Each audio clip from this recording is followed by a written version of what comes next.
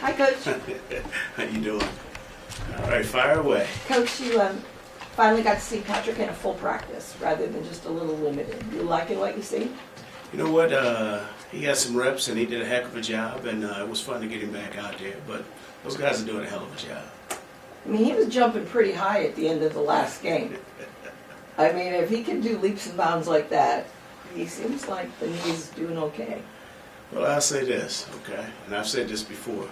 The head man has 51% of the vote. So when the head man says whatever's going to take place, that's what's going to take place. But what he did after the game, Pat's just an excitable kid. That's just who he is.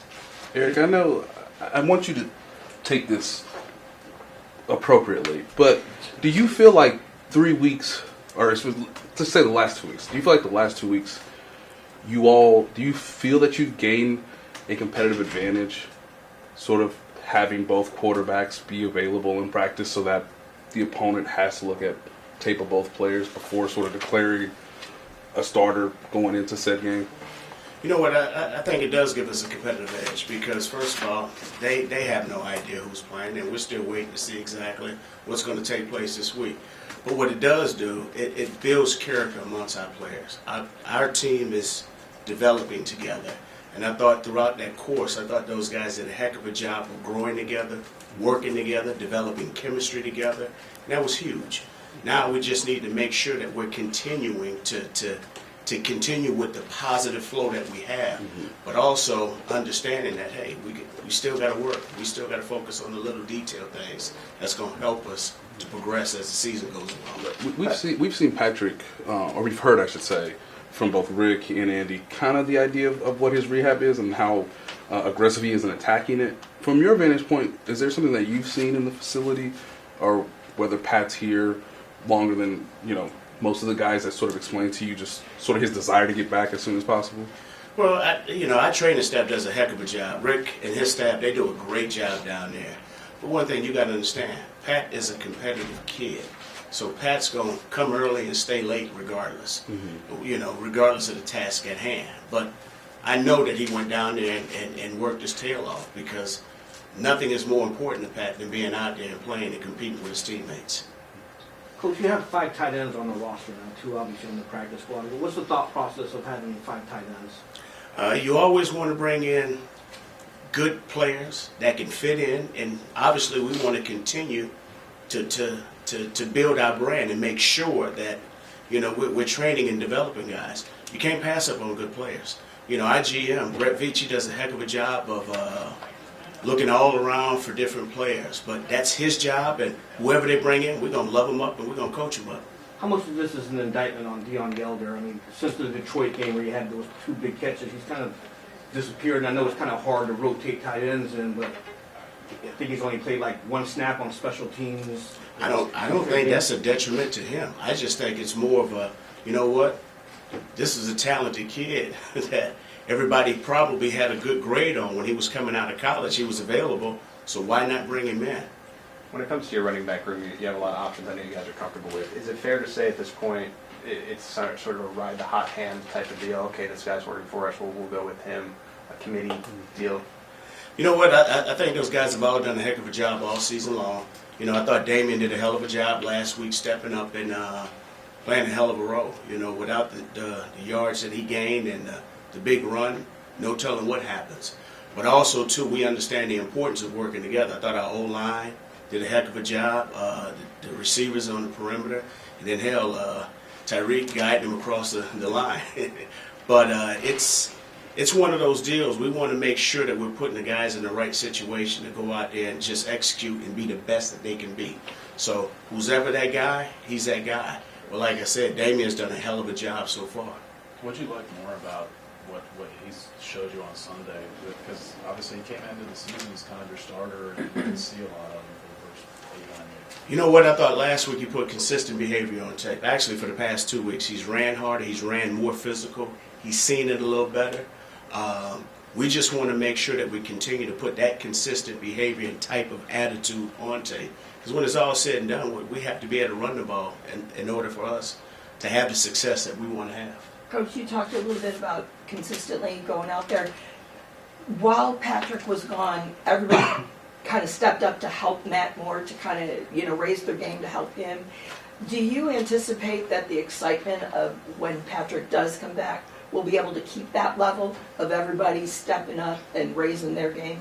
Well, we always talk about being accountable. We want our guys to be accountable, regardless who's playing quarterback, regardless who's playing tight end, on the O-line, or in any receiver position. We want those guys to step up and rise to the occasion, because when it's all said and done with, it's our job to make sure that those guys are ready, but those guys' job to make sure that they're doing all the little things necessary that's going to help us to be successful. So yes, we want an all-in type attitude. But is there a danger? Oh, Patrick's back. Okay. Phew, Superman's back there. We can kind of... Not at all, because one thing, you know, Pat's going to do, because Pat has been here, he's going to hold them accountable. He's going to hold them to a higher standard. Coach, did you see the 91-yard run from Damien Williams coming, and what was your thoughts seeing Tyreek Hill running alongside him? Were you nervous that there was going to be a fumble happening kind of down the line? First of all, it was a heck of a run. Our O-line did a hell of a job of coming off the ball. I thought 2-6 did a heck of a job of pressing it, reading it out, and then I just thought he did a hell of a job of just accelerating up the field.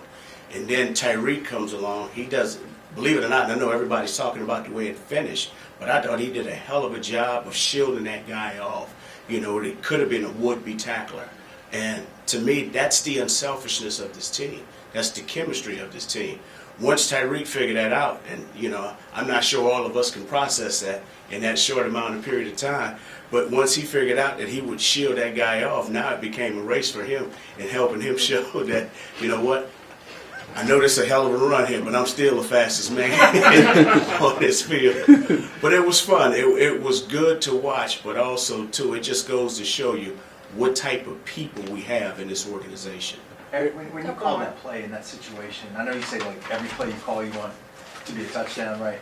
But did you think that was a home run swing? Did you think when you made the call that was a possibility to go 91? I'll say it again. Every play that we dial up, we're saying, hey, we have an opportunity to score. The O-line did a heck of a job. I thought they did a heck of a job of just coming off the ball. They really made that play happen. Damien did a heck of a job of pressing it and reading it out. And once he accelerated, I said, you know what, he has a chance. But you never know which play is designed and which play is going to go. But when it's all said and done with, we're expecting that. Coach, I know you guys don't know if Matt or Pat are starting on Sunday, but being a quarterback in the NFL, I know it's already a tough job, but does that make Matt's job much tougher if he doesn't know, if he's going to start or not? I don't think so.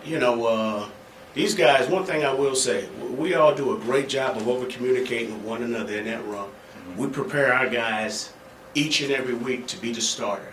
And so we want to make sure that all our guys are ready.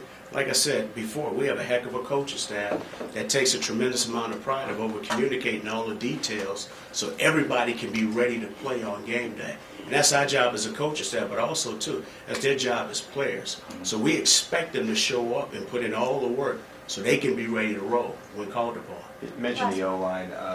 Just when it comes to Andrew Wiley, what kind of luxury is it to have a guy that can play right guard, left guard, and kind of seamlessly, depending on what you guys need? You know what? You love position flexibility up front, and it's always good when those guys can come in and line up, at the center guard or tackle and just plug them in right away. So that helps out tremendously. And one thing, a testament to Wiley. I mean, this kid has worked his tail off each and every year, and he's found a way to put himself in position to be one of the starting five.